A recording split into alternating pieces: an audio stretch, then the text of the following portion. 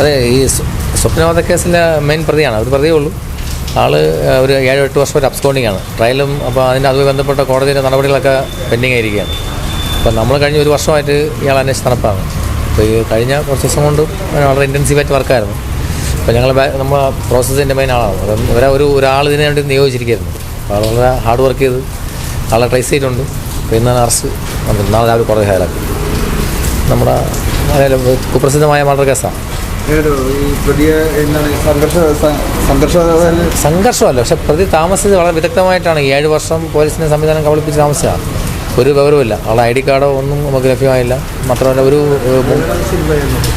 Mobile ഫോണൊന്നും ആയില്ല. ഇതുകൊണ്ടാണ് അയാൾ ഇപ്പോൾ അബ്സ്കോണ്ടിങ് ആയതുകൊണ്ടാണ് സിനിമയായിട്ട് വന്നത്.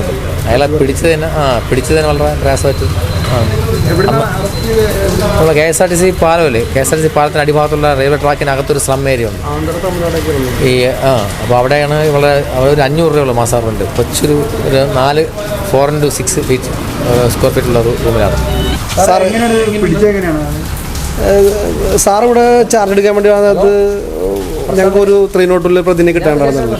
അപ്പോൾ സാറ് ഞങ്ങളുടെ പ്രിൻസിപ്പൽ രതീഷ് സാറും ഞങ്ങൾ ആഴ്ചയിൽ എപ്പോഴും ബ്രീഫ് ചെയ്യും ഇങ്ങനെ ക്രിമിനൽസിനെ പിടിക്കുന്നത്.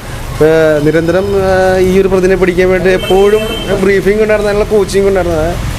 അത് എങ്ങനെ ചെയ്യണം നമുക്ക് പിടിക്കണം. അപ്പോൾ നിരന്തരമായിട്ടുള്ള നമുക്കുള്ള ഒരു പ്രോത്സാഹനവും അങ്ങനെയാണ് പിടിച്ചത്. സാറിൻ്റെ കഴിവാണ് പിടിക്കാനുള്ള മെയിൻ കാരണം.